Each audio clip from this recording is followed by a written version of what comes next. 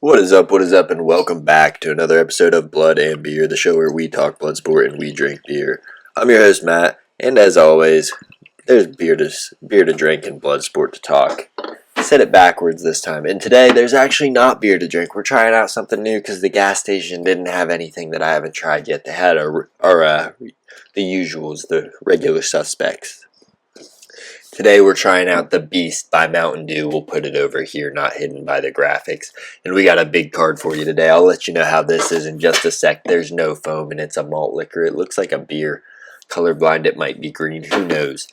Alright, big episode for you today though. We got a lot to get into. We just had a UFC fight night, a really big weekend of fights all together that we're going to go over. We had UFC fight night, like I said. We had Bellator 291, ONE Championship, BKFC. And then Jake Paul versus Tommy Fury. That's happening right now. We're not going to have that on this episode. It'll be on the next one, though. That's huge. And then after we talk about all that, we're going to look ahead at this next weekend's fights. The return of Jon Bones Jones on an absolutely stacked card. It's going to be amazing. I can't wait for that one. So we'll jump into all that, let you know what we have to look forward to. And then, as always, we're going to have a pick'em later in the week where we break these down even more. But first, we'll try our drink. It's a malt, so it kind of counts as a beer, I guess.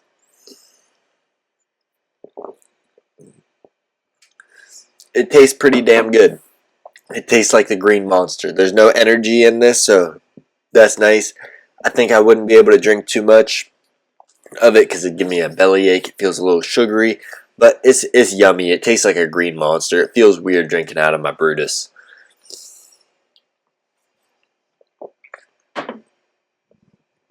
It's really good. Tastes like a Green Monster. We'll give it an 8. They hit the mark they were going for. They got 4 flavors of that shit, so I'll probably get a 12-pack. But we're going to kick things off right now. We got the UFC Fight Night. Main event was scrapped, and it was supposed to be Nikita Krylov versus Ryan Spann. It was going to be a great card, a great fight, honestly. The card was still great. Just, we missed out on a really entertaining fight between two lightning finishers. But Krylov got sick right before the fight. It actually got announced on the prelims that got scrapped. It sucked. I was really just mind blown. But we had a lot of fun finishes, a lot of exciting fights, back and forth wars. We'll kick things off with Joe Solecki. He took on Carl Deaton, a short notice opponent. He didn't have one until the last minute. He gets him out of there by second round rear naked choke. Joe Solecki, he puts on a grappling clinic every time he wins. I'm tripping over my words now. Grappling clinic every time he gets a dub. And this was no different. He was just really completely dominant from the start till the finish of the fight. And then after that, we had Ode Osborne versus Charles Johnson. Now, I had this fight picked for Ode Osborne, and when I bet on this fight, it was plus 190 for Ode. By the time I made the Pick'em episode 2 days later, plus 160. By the time the fight actually started, Ode Osborne had swollen to a minus 170 favorite. And they go out there, and Ode Osborne's really working him. I thought that he won each round, in my opinion. Maybe give Charles the second because of the takedown. But Ode was really cracking the kicks, really just landed the more meaningful shots. Charles Johnson's a flashy fighter. He fights with his hands down. He just doesn't seem to have that dog in him. All 3 rounds were close, don't get me wrong. These guys were cracking each other the whole time. Ode's kicks to the legs just really proved to be too much, and he was catching Charles. When he would catch him, it was with a combo, where Charles was catching him with one shot at a time. So Ode Osborne wins by split decision in this one, and improves my record. Then we had Jordan Levitt. He took on Victor Martinez, Victor Martinez. And I was really expecting if Levitt was going to win, he was going to win with his wrestling, take him down, grind it out, or get a submission, because that's Martinez's weak point, and that's Levitt's strong suit. Martinez, power puncher, striker. He wants to keep it on the feet. Well, they go out there, and Levitt's just putting it on him. He gets him in a clinch pretty early on, and starts just throwing knees up the middle. He lands one that starts to drop Martinez, and then follows it up before Martinez gets a knee or a hand down, straight to the face, puts him out, and then starts throwing some ground and pound on top of it. He gets the first round TKO, and improved us to 2-0 on the night with our bets. After that, we had Mike Malott, however it's pronounced. He took on JON, and this fight, it was really one-sided.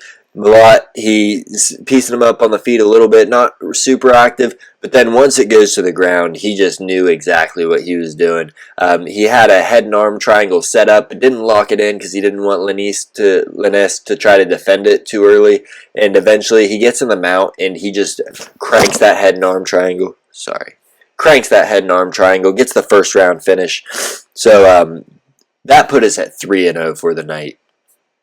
We were having a great night. We would have had a really great night if Ryan Spann could have beaten Nikita Krylov, but the fight got canceled. What do you do? All right. But, yeah, 3-0 so far on our picks. Then we had Tatiana Suarez. She made a return from a 4-year hiatus. She's had injury, and then she got better. She had injury again. She's just had a rough time, but she was a fucking momentum train when she was in the UFC. Before, at least, she was not stopping everybody, just dominating everybody. She's 9-0 now because she defeated Montana De La Rosa. Goes out there. De La Rosa, you could tell she knew what to do in the grappling exchanges, but Tatiana Suarez, just a beast wrestler. She moved up a weight class. She usually fights at 115. She's fighting at 125, and she's just taking her out. No problem. She goes out there. Round one, it's really a grappling clinic. Montana De La Rosa, she's doing what she needs to. She tries to stand up. She's defending the takedowns, but it's not enough. Suarez is just relentless, and her pressure is nonstop. She's always on you like a wet blanket. And in the second round, she gets the fight. It gets in the clinch. She's making it dirty, and then she just puts De La Rosa's head under her arm, fucking jumps the guillotine, and wraps it up like a baby in a cradle. Done. Finishes her with the jumping guillotine, jumps into it. So great fight, great comeback for Tatiana Suarez. She came in at like a -900 favorite. And then finally, we also had Augusto Sakai. He had a fight in this one. He took on Don'Tale Mayes. This moved us to 4-0, yeah. Augusto Sakai goes out there and just completely dominates Don'Tale Mayes. He's piecing him up with leg kicks. When it goes to the ground, he's just laying on him on the cage. He's just making him carry his weight. At one point, he just starts throwing knees to the head as he has him.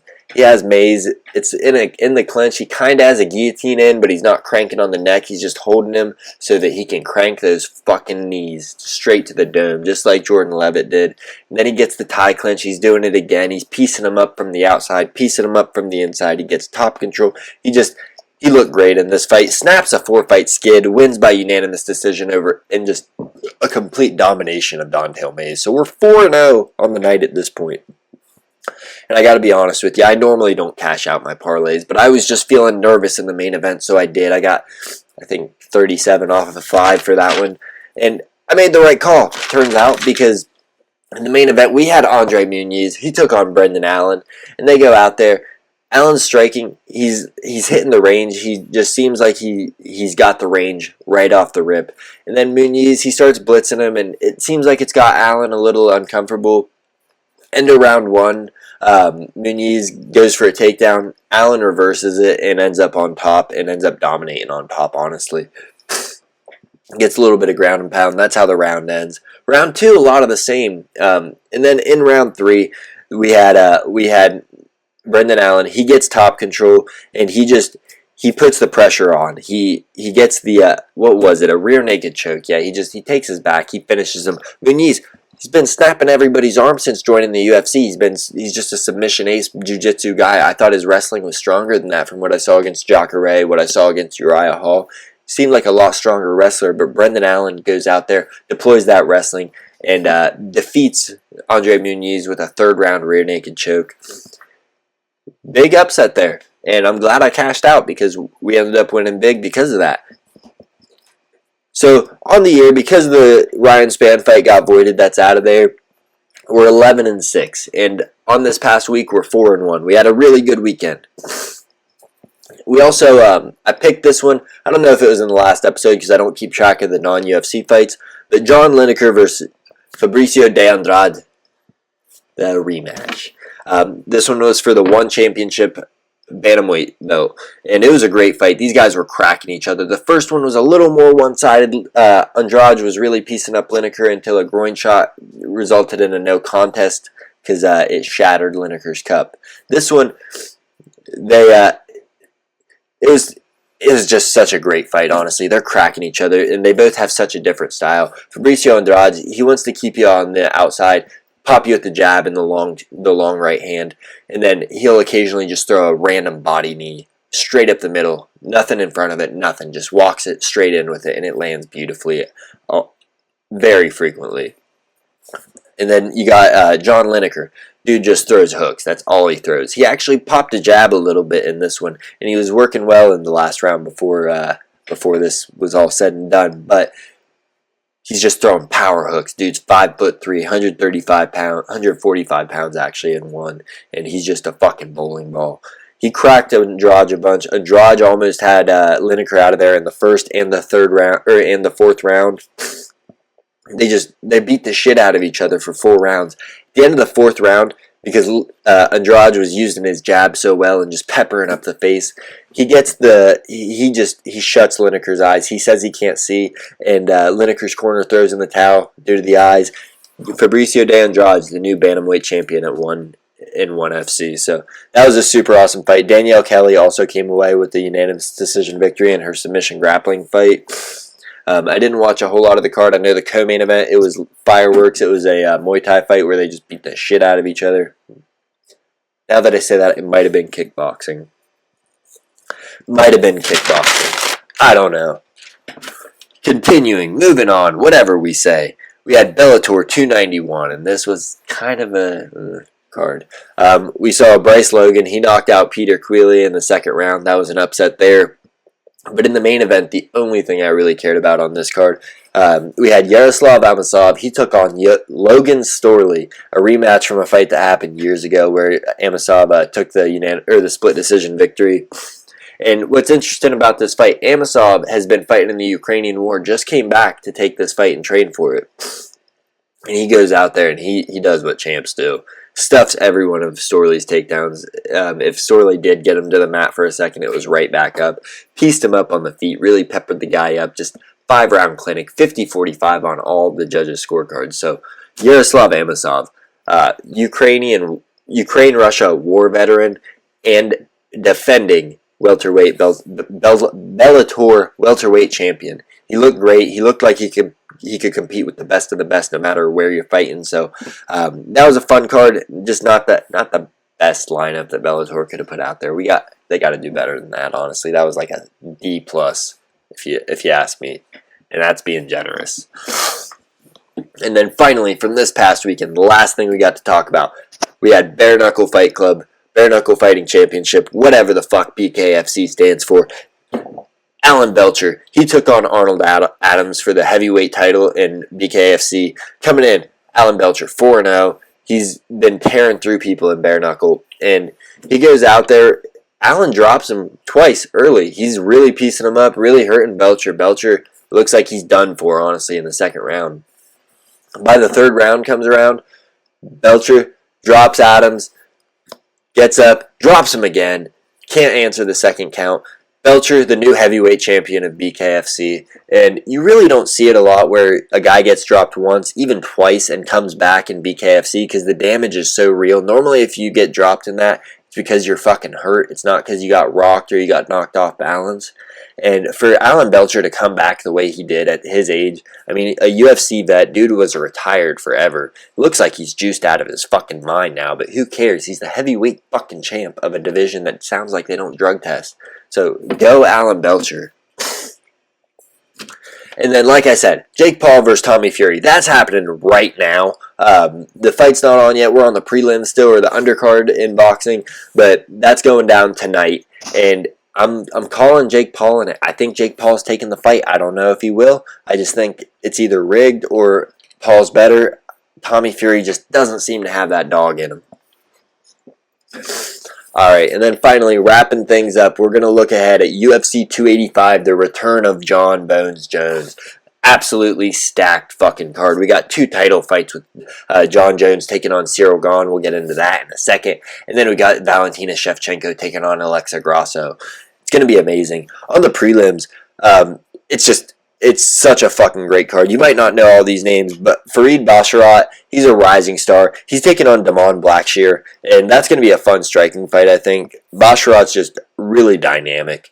And I believe he's a Dana White Contender Series vet. We also have Tabitha Ritchie. She's taking on Jessica Pena. Jan Gary, he's taking on Song Kanon. Striking battle, no doubt. Dude has heavy fucking hands. And then we got the return of Cody Garbrandt coming back to 135. He's taking on Trevin Jones. Trevin Jones took it on about a month's notice.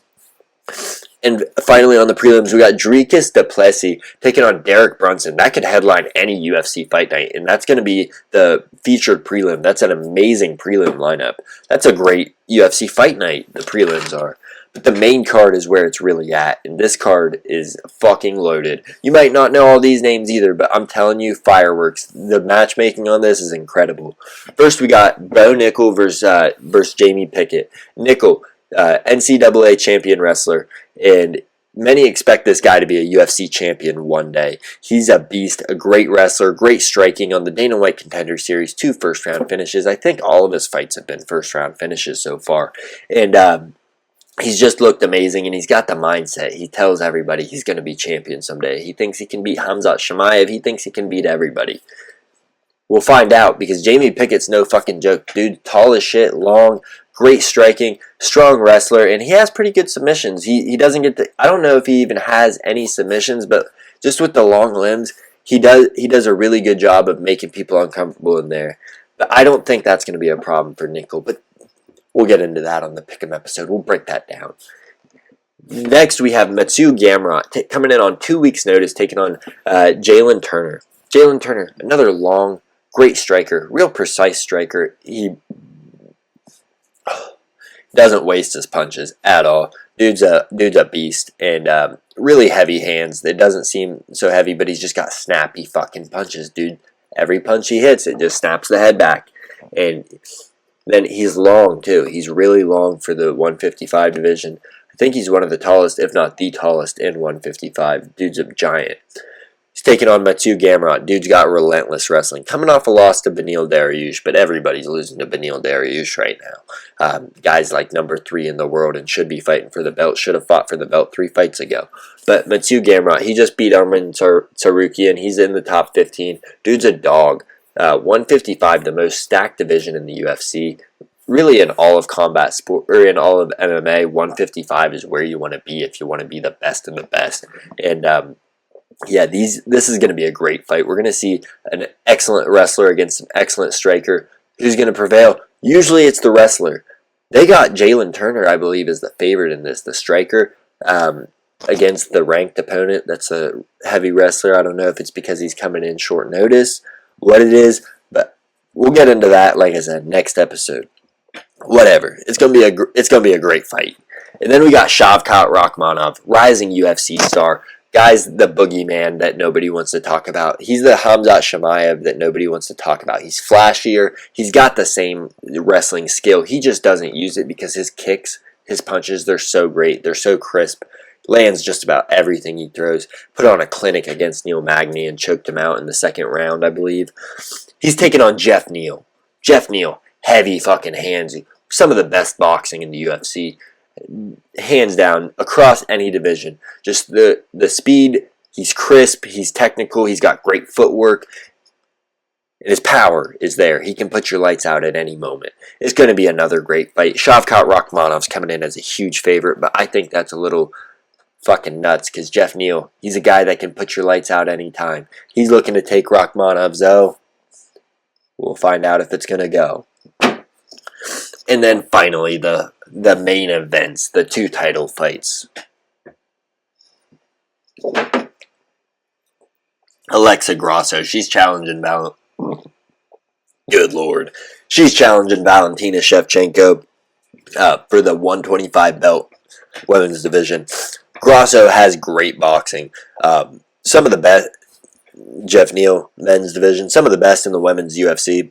I mean, she's just been putting it on everybody. And her ground game's been improving a lot. She got a submission in her last fight, I believe. She's been looking really good. Taking on the champ that equals dominance. The champ that has just ran through everybody except her last opponent, Valentina Shevchenko. Makes it look easy. She's like Demetrius Johnson in the women's weight classes. Because she just... Who the fuck's going to beat her? Alexa Grasso is looking to. If it's not her, maybe it's Erin Blanchfield. I don't know. It's going to be a fun fight. Shevchenko is just great everywhere. She's been doing mixed martial arts since she was 5 years old, so she's been in this game for almost 30 years. She's just amazing, and I don't see her losing her belt until she retires, just because she's so, even if someone's more athletic or more skilled than her, she's so smart. She's going to game plan. She's going to do it. But the one I'm really, really excited for, Jon Jones. He's coming back. 3-year layoff. He's taking on Cyril Gane. He's moving up to heavyweight. We've never seen him at heavyweight. He's packed on a lot of muscle, a lot of weight. There's a lot of things interesting about this fight. Jon Jones wrestling. We saw how Cyril Gane did with Francis Ngannou's wrestling, and he's not near the wrestler Jon Jones is. But how does Jon Jones wrestling move up to heavyweight? His teammate Dante May says he's really strong and it's going to be no problem, but you don't know till you're in there. And then the long layoff as well. And towards the end of his run there in the UFC, before he moved up to heavyweight, he was looking a little, he's still beating everybody, but there were a lot closer fights at the light heavyweight division. Was it because he was bored? Was it because he was on the downward slide? I don't know. I think it's because he was bored with the competition, because he had just wiped out all the legends. Everybody he'd fought had been inducted in the UFC Hall of Fame, so now they're handing him people like Thiago Santos, Dominic Reyes, Alexander Gustafsson. Great fighters, but just not the Lyoto Machidas, the Rampage Jacksons, the Rashad Evans, the legends that he's been used to. On the other hand, you got great striking in Cyril Gane. The fastest jab in the heavyweight division. Guy literally moves like he's 170 pounds, and he's out there weighing 250. I mean, dude's got great striking, great kicks, moves so fast, and every punch he throws comes straight back from where he threw it.